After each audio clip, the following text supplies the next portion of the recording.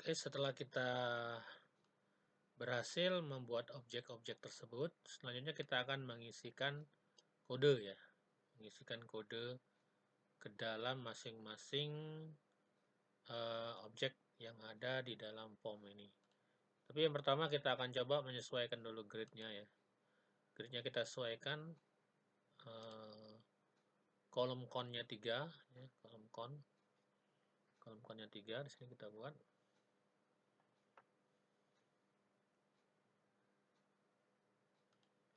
Oke, kolom count. Kita cari grid. Grid ini belum ada apa-apa di bawahnya, belum ada kolom ya.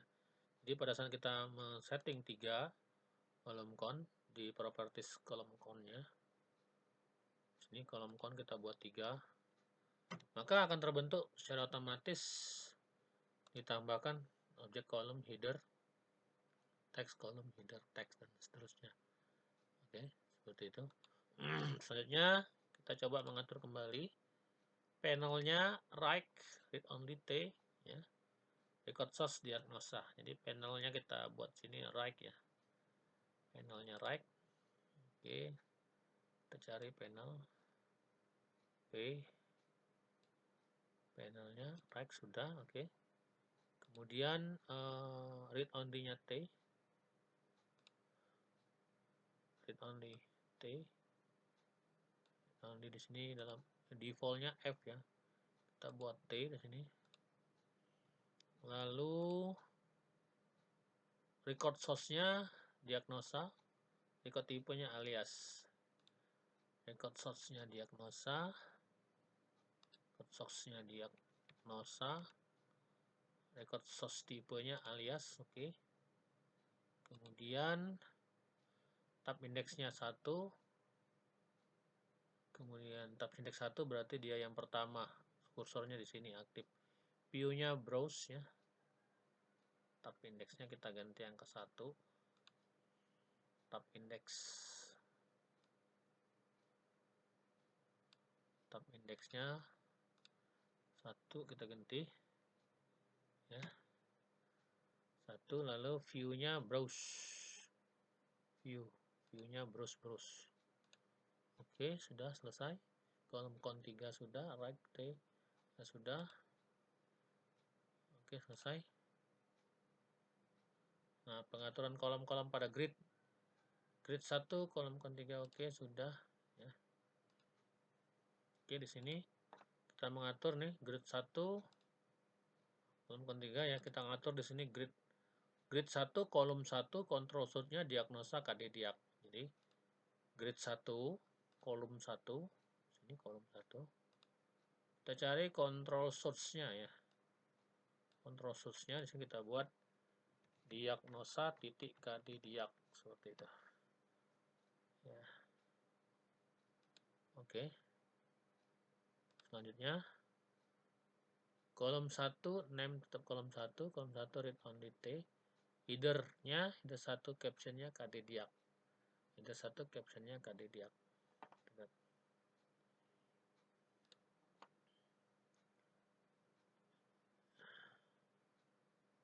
only nya only T mengikuti ini. Header-nya kita isikan di sini caption-nya KD sini ya. KD diag seperti itu. Oke, sekarang kolom 2 yang perlu kita ganti. Kolom 2 mm diag, captionnya nm diag, yang lainnya sama ya. Jadi kita coba kolom 2 di sini. Control source-nya diagnosa titik nm diag. Lalu header-nya nm diag. nm diag. Kemudian yang ketiga control source-nya diagnosa jumlah. Control source-nya diagnosa jumlah. Yang ketiga cari control source-nya diagnosa nama tabelnya, jumlah nama filenya. Sedangkan headernya kita masukkan jumlah. Oke. Setelah itu berikutnya oke. Nah, ini untuk mengatur properties order ya, view order. Pengaturan tab index, tab order digunakan untuk mengatur posisi kursor pada saat form dijalankan. Pengaturan dapat dilakukan memilih menu view tab order assign interactively. Kita lihat sini. Kita klik menu view tab order interaktif ya. Jadi yang pertama itu yang harus jalan di sini. Ada di grid 1 ya. Kita klik grid 1-nya. Lalu 2 di sini, 3-nya di sini. 4, 5, 6, 7, baru 8, 9, 10, 11, 12. Oke. Untuk menghapusnya kita bisa klik di tempat kosong seperti ini. Sudah kita atur posisi tab order ya secara otomatis. Oke. Pengaturan metode. Nah, sekarang kita memasukkan kodenya. Jadi yang pertama kita masukkan kode di diagnosa form load-nya. Ya, kita ambil kode yang ada di, kita ketik kode yang ada di buku e-book ini. Kita masukkan saja. Oke. Ya, di form load. Jadi di load-nya ini jadi form diagnosa ini load ya, prosedurnya load, lalu kita masukkan kodenya. Seperti itu. Nah, ini. Ya. Berikutnya sudah form load, pengisian penjelasannya saja ya. Oke. Berikutnya di init ya, prosedur init. Init kita masukkan kode yang ada di prosedur init ya. Jadi Anda bisa mengetikkannya di dalam prosedur init ya. Ntar saya cari dulu prosedur init kodenya itu.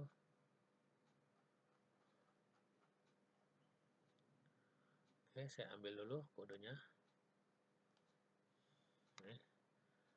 Jadi kita cari di sini init, inisialisasi. Di init ini kita ketikkan kode di buku seperti itu. Ya. Berikutnya penjelasannya ada di sini ya. Silakan Anda baca. Prosedur unload ya. Di prosedur unload, coba unloadnya. Kita masukkan sini. Prosedur unload.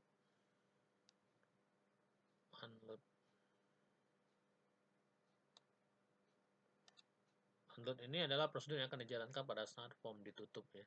Karena di sini dia akan memeriksa apakah file diagnosa, tabel diagnosa sedang digunakan. Kalau iya, maka gunakan perintah untuk menutup. Jadi perintah use yang tidak diikuti dengan nama tabel otomatis akan menutup.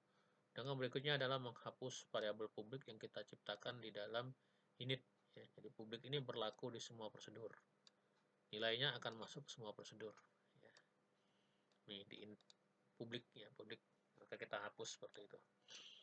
Oke, selanjutnya diagnosa aktif ya. Diagnosa aktif kita coba masukkan.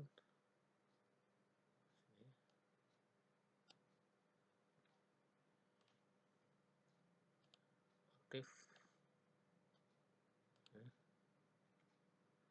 Kita masukkan perintahnya ya. Kemudian prosedur penjelasannya ada, bisa Anda baca di sini.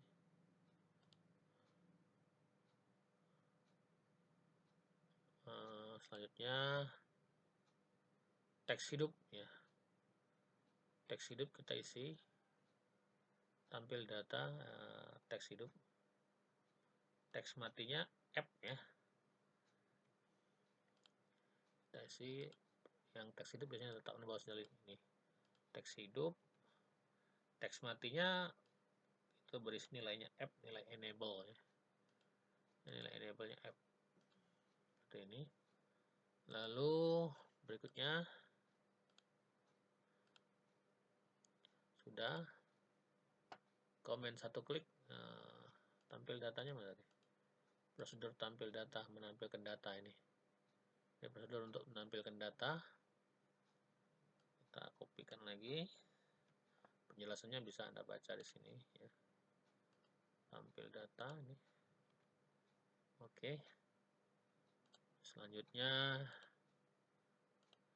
coba lihat lagi. Komen satu klik, komen satu ini prosedur untuk menambah atau menyimpan seperti itu ya. Menambah atau menyimpan. Oke, kita coba. Saya akan coba untuk mengcopy saja. Ini komen satu klik, berarti kita pilih objeknya komen satu. Cari klik ya. Klik sini. Copy. Kemudian komen 2.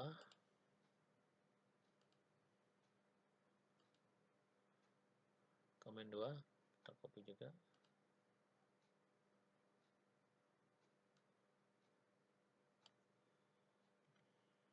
Komen 2.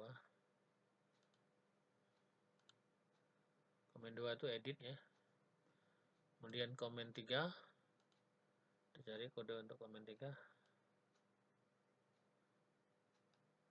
Komen 3 berfungsi untuk menghapus data. Kemudian komen 4 memadatkan data ya. Memadatkan ini. Memadatkan artinya menghapus secara permanen data-data yang sudah kita beri tanda delete pada komen 3 seperti itu.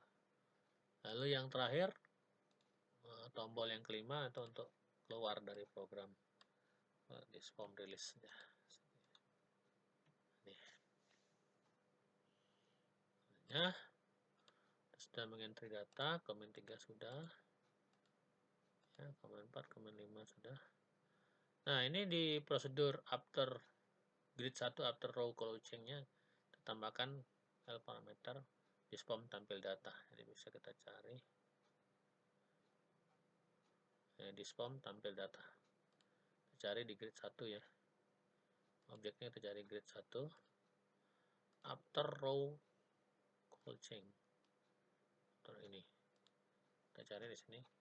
Disk-form tampil data seperti itu. Oke, selanjutnya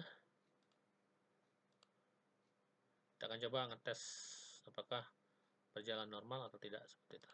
Oke, kita coba running dulu. Yes. Oke ya, jadi di sini sudah jalan. Sekarang kita coba menekan tombol tambah. Lalu kita masukkan kodenya ya. Ini misalnya penyakitnya, kode penyakitnya 10001.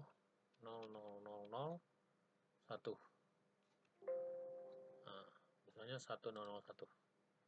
Ini 101. Pusing kepala baby. Ya, oke. Coba kita simpan di sini. Simpan. Nah, ini berhasil tersimpan ya. Di menunya seperti ini ada posisinya. Lihat sini. Ada ya, tampil seperti ini. Pusing kepala baby. Sekarang kalau kita tambah, kita tekan batal seperti itu ya. Kalau kita tekan hapus, ya, apakah data akan dihapus? Yes, maka ini akan diberi tanda seperti itu. Ya. Kalau kita pilih hapus kembali, berarti membatalkan apa yang sudah dihapus, dipanggil kembali. Memadatkan berarti menghapus secara permanen. Kalau exit keluar dari program. Nah, seperti itu. Jadi sekarang kalau kita jalankan kembali, ya, apakah edit ini akan berhasil? Kita tekan edit, lalu kita kasih angka 1 di sini. Ya, kemudian kita klik simpan. Nah, otomatis di sini datanya akan berubah menjadi pusing kepala baby 1 simpan. Kita tambahkan data yang kedua, misalkan tambah yang kedua di sini demam. Nah, kita kasih demam, lalu simpan. Nah, kita kasih contoh demam ini mau kita hapus misalkan. Demamnya mau dihapus ya. Demamnya mau dihapus, hapus. Jadi perintah hapus ini hanya menandai, jadi tidak menghapus, belum menghapus secara permanen dari dalam database. Kalau menghapus permanen dari database, kita klik tombol padat. Yes, maka dia akan hilang datanya. Kalau kita jalankan kembali, tidak ada lagi datanya seperti itu. Demikianlah teknik untuk membuat form diagnosa. Wassalamualaikum warahmatullahi wabarakatuh.